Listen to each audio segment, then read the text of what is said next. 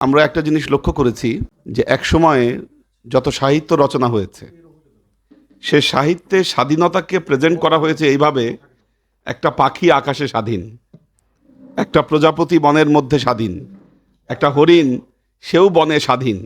এগুলো নিয়ে সবাই কবিতা লিখেছে ক্লাসিক সাহিত্যে। কিন্তু মানুষের স্বাধীনতা প্রয়োজন এই কথা বিখ্যাত বড় বড় কবিরা কেউ বলেনি। মানুষের স্বাধীনতা নিয়ে কেউ চিন্তাও করেনি। রাজা শাসন করবে, ওই রাজত্বে মানুষকে থাকতে হবে, তারা পরাধীনতা মেনে নেই, ওই স্বাধীনতার চিন্তা কেউই করেনি। যখন আধুনিক যুগ শুরু হলো, আমরা ইরানে দেখতে পেয়েছি যখন মাশরুতিয়াত আন্দোলন অর্থাৎ সাংবিধানিক যুগ যখন শুরু হয় ফার্সি সাহিত্যে, তখন থেকে মানুষ বলতে শুরু করে যে না, মানুষের অধিকার দরকার, শ্রমিকের অধিকার দরকার, নারীর অধিকার দরকার, মানুষের যে স্বাধীনতার যে চিন্তা চেতনা, এই জিনিসগুলো মানুষের দরকার। তবে সুফিরা বরাবর একটা জিনিসের উপর গুরুত্ব আরোপ করেছেন যে সবার মত প্রকাশের স্বাধীনতা থাকতে হবে।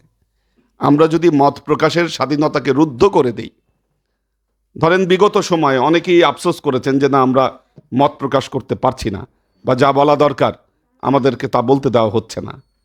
অবস্থার পরিবর্তনে আমরা যদি এখনো কিছু মানুষকে তাদের মত প্রকাশ না করতে দেই, তখন কিন্তু সমাজে একটা কঠিন অবস্থা দাঁড়াবে। আমাদের শিশির মনির ভাই বলেছেন যে ধরেন আমরা আজকে স্বাধীনতা নিয়ে অনুষ্ঠান করছি, বিজয় দিবসের অনুষ্ঠান করছি। এখন আপনি যদি বিজয়ের চেতনাকেই অস্বীকার করেন, সেটা নিয়ে যদি কাউকে কথা বলতে না দেন, তাহলে আপনি কি স্বাধীনতা রক্ষা করবেন আর স্বাধীনতার কথা আপনি কি বলবেন? এই চলতেছে কিন্তু আমাদের অবস্থা।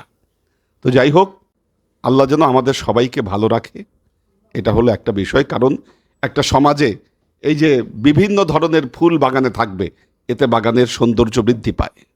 আমরা যদি মনে করি যে না, বাকি সব ফুল ছেটে ফেলে খালি একরকম ফুল দিয়ে থাকবে বাগানে, অন্য কেউ থাকতে পারবে না, তখন কিন্তু সৌন্দর্য নষ্ট হবে এবং ওইটা দিয়ে কোনো কাজে আসবে না সমাজে। কাজেই এখানে আমরা এমন এক সমাজে বসবাস করি, সকল ধর্ম সকল মতের মানুষ একত্রে তারা থাকবে, তাদের কথা বলবে, তাদের আচার অনুষ্ঠান তাদেরকে পালন করতে দিতে হবে। আমরা এই চেতনায় বিশ্বাস করি।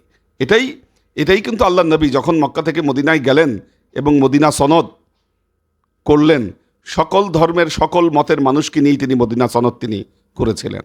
আবার যখন সনদের শর্ত যখন ভঙ্গ করেছে, তখন কিন্তু আল্লাহ নবী তাদেরকে শাস্তি দিয়েছেন। এই শাস্তিটা হলো রক্ষা করার যে এলিমেন্ট। যারা বিশ্বাসঘাতকতা করেছে তাদের বিরুদ্ধে কিন্তু আল্লাহ নবী ব্যবস্থা নিয়েছেন। কিন্তু তার আগ পর্যন্ত প্রত্যেকেই স্বাধীনতা দিয়েছিলেন যে না, তোমরা তোমাদের মত পথ তোমরা স্বাধীনভাবে পালন করবে এই মদিনা রাষ্ট্রে। আমরা কিন্তু ওই চেতনাগুলো ভুলে যাই। যখনই আমরা ক্ষমতা হাতে পাই, দুর্বল যারা তাদের গলা আমরা চেপে ধরতে চাই। এই অবস্থা থেকে আমাদেরকে বের হতে হবে। আল্লাহ আমাদেরকে তৌফিক দান করুন।